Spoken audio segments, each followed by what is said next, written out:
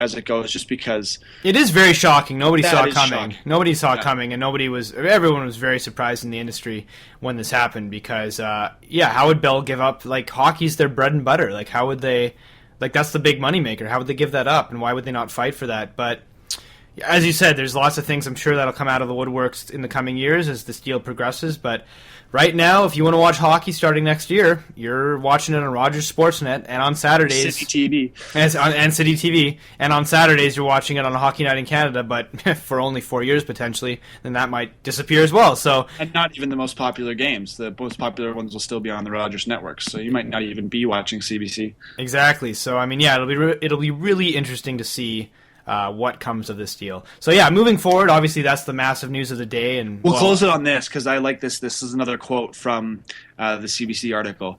Canadians will have more games, more content, and more choice than they've ever had before. Well, at the end, if that's the truth, and if we're And seeing, it's all good. if we're seeing more hockey, then at the end of the day, it's fine by me. Yep. So we're talking about the Olympics back there for a bit. Obviously, we're going to be delving more into the Olympics the closer it gets. We're going to be having some shows, I'm sure, that'll just be dedicated solely to roster predictions because that's a ton of fun to talk about. But the U.S., not officially, but unofficially, there were some releases of potential U.S. rosters, projected U.S. roster. So yeah, on your first line, you got David Backes centering Patrick Kane and Zach Parise. No surprise there. That's a really solid first line. Although David Backes, to me, he's not a first-line centerman. That's a little bit strange, but nevertheless, I think a highly underrated player, very skilled player, and obviously Parise and Kane, I mean, the two of the best scorers in the world. You can't really say much about them. They're outstanding players. Second line, you got Joe Pavelski centering Phil Kessel and James Van Riemsdyk. Sorry, Ryan Kessler centering Phil Kessel and James Van Riemsdyk. Very scary second line. Kessel, obviously, one of the top scorers in the league. Kessler and Van Riemsdyk, also terrific players. Third line, this is where it gets interesting. You have Joe Pavelski centering Ryan Callahan and Dustin Brown. So you have a U.S. team that's really adopting a grinder mentality, which is, compared to Canada and the state and Russia, which are obviously really high flying scoring teams. That's a legitimate third line, and that looks like it could be really scary to play against. Yeah, that's the thing is you can't always fight fire with fire, and this is a great way to frustrate those quicker teams. I mean, and don't count out the Finns or the Swedes either. They're looking maybe not as talented as the Russians or the Canadians, but definitely a fast team. So it looks like with this announcement of this temporary or roster that we've got right now for the U.S. That's their game plan. Their game plan is going to be to wear the opposition down. I can't wait to hear what the defense are too. Yeah, and fourth line, and this is a great fourth line. Like, this could be a first line in my opinion. Derek Stepan, very underrated centerman, centering Max Pacioretty. Can't go wrong there. And Bobby Ryan, also a very, very highly skilled player. That's a great fourth line, and I think that fourth line can be a handle to deal with. I'm not going to lie. I didn't know Max Pacioretty was American. This sounds silly, but I for some reason I thought he was Canadian. I don't know why. Well, I mean, his name's kind of French sounding, and there's a couple of those too. Like David Desharnais is American. True. And Alex Galchenyuk is American, not Russian. Yeah. So now, especially, I mean, with the NHL's been around for almost 100 years. It's kind of a free for all, really. Like any last name could be from anywhere in the world because of immigration, and it doesn't matter. This is you can't guess. You got to look it up. You got to know your facts to know what teams people can be on. Do you know if there's any? It's been a while, but do you know if there's any dual citizens? The last ones I can remember were that they or not dual citizens. You don't just if you're a dual citizen, you don't get to choose. That's where you were born. But I believe you can, because Brett Hall was born in Canada, but he played for Team USA. Right, I was going to say that, and John Leclerc did the same thing. Yeah. I believe. But Gabriel Landeskog. I thought they had some special stipulation, like they had one parent from each. Because you could just go apply for U.S. citizenship if you want. Like Jonathan Toews could go down to the U.S. Well, no, you have to have an American. You have to have a parent that's from that country. Yeah, exactly. So just having dual citizenship does not give you the right no. to play You have to be. It has to be a birthright, right? Like, I mean, if you're a dual citizen, if one parent's American, one's Canadian, you can choose where to play. At the same time, though, Brett Hall's both of his parents were Canadian. So really? yeah, so I think it might, as silly as this sounds, I think it might be that simple. If you get a dual citizenship, you can choose where to play. You never see that, though, because guys always have the pride to play for the country they're from, right? Like the Brett Hall... like all mad at Brett Hall. Like, dude, people have been mad at Brett Hall for 20 years because of this. Like, he was always ragged on because he was one of the top 3 to 5 players in the world for about 10 years, and he always chose to play for the U.S. I mean, if he played for Team Canada, oh my God, Brett Hall, Mario Lemieux, and Wayne Gretzky on one line together, just forget about it. It's game over. Like, I mean, people were always mad back in the day of Hall playing for the States. They felt like it was a betrayal. No, it's not a betrayal. It's the Canadians' fault. They looked him over the very first time, and ever since then, he's been bitter towards the team, like Canada Hockey Organization. So that's the story.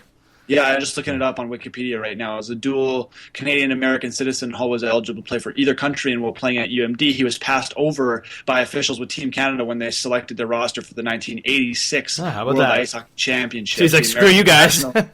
Invited him out, and he accepted the offer, scoring 7 goals and 11 points for the 6th-place Americans. After that, he just stuck with them. Oh, well, there you go.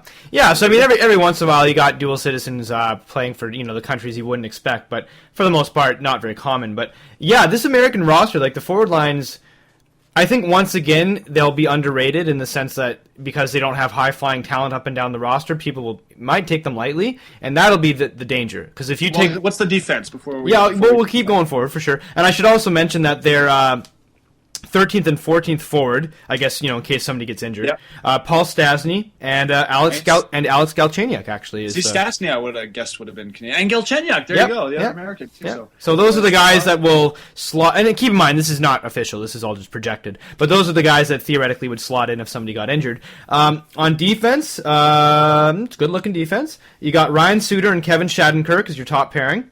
Ryan McDonough and John Carlson as your second pairing. Yep. Keith Yandel and Eric Johnson as your third pairing, and as your 7th and your 8th guy, Paul Martin and Seth Jones. Actually, Seth Jones. How about that? That is a really young defense. Other than Ryan, that's what I was going to say. Yeah. It's definitely strong, but young, not tested, not experienced. Could really cost them. I mean, Suter obviously is a workhorse, and he's one of the top defensemen in the world. He's 23 minutes a game, but I mean, that's a lot when you're playing against the world's best. Actually, he's somewhere like 31 minutes right now. Apparently, he's like playing stupid minutes. USA, I don't think, but.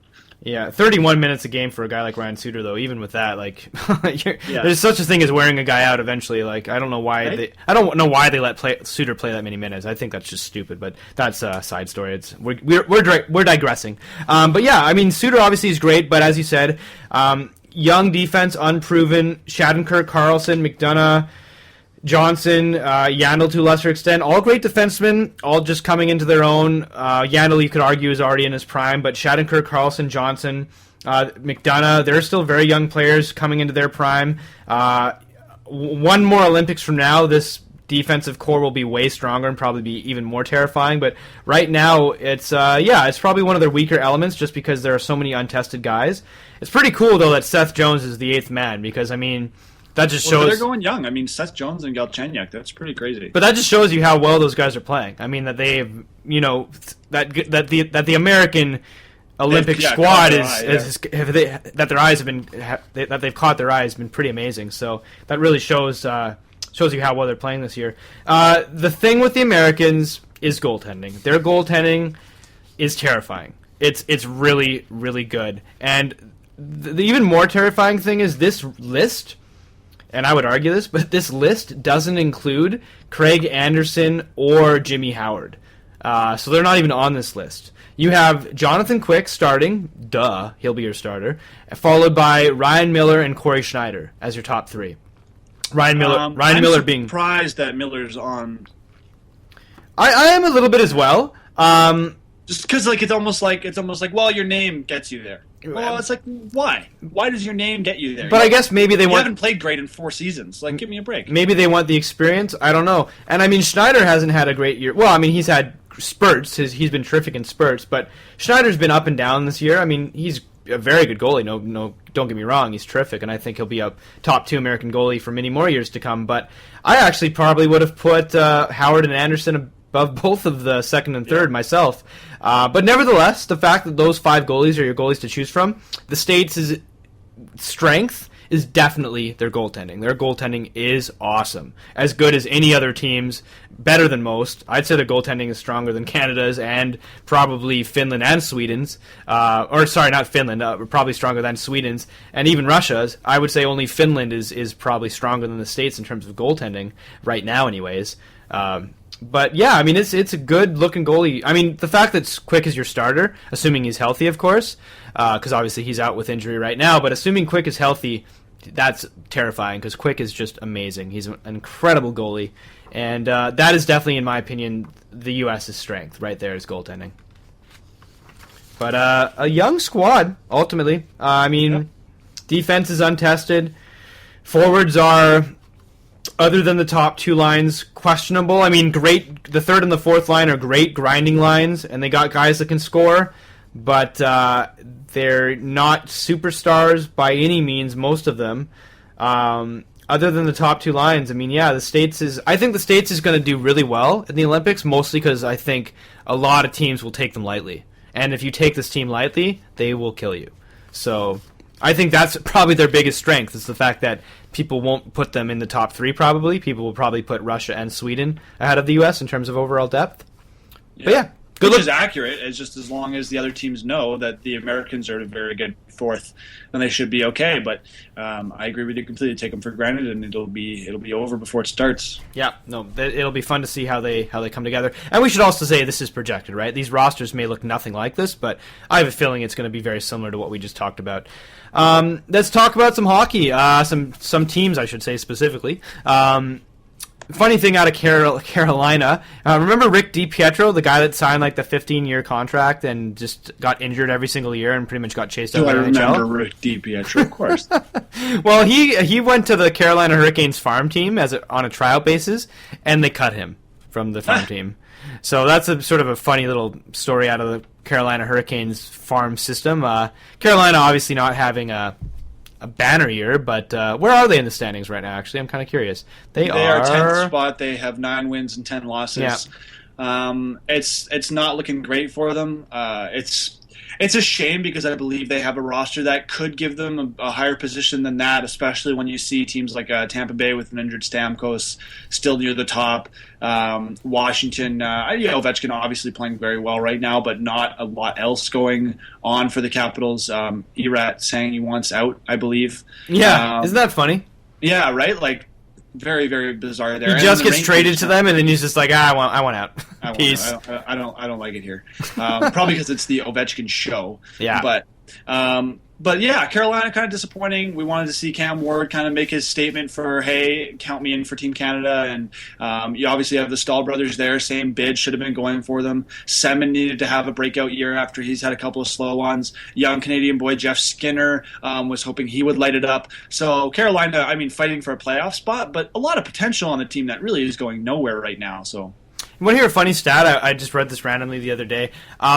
For Ovechkin, since he was drafted, and so from his time in the NHL, Ovechkin's point per game ratio, if he keeps this up over an entire, say, 18-year career, he will be second all time in scoring, behind only Wayne Gretzky. This will be the first, if he can do it. If he keeps the pace up, I should say. But I mean, if he keeps the pace up even for another 30 games, he'll be the first player to score 50 goals in 50 games in like 20 years or something. Yeah, so I mean, it's crazy. It's funny too because in the last few years, like people really ragged on Ovechkin, including us, and how he sort of just his game sort of fell off, but he's still been just sort of quietly putting up these points. And you look at his stats sheet, the guy's points per game is just insane. And I mean, if he stays on this clip, he'll finish his career, top 3, top 5 all-time scoring. I mean, that's amazing, man, amazing. And a lot of people forget about that, I think, when they talk about him, how statistically dominating he is, next to only pretty much Crosby since they were drafted.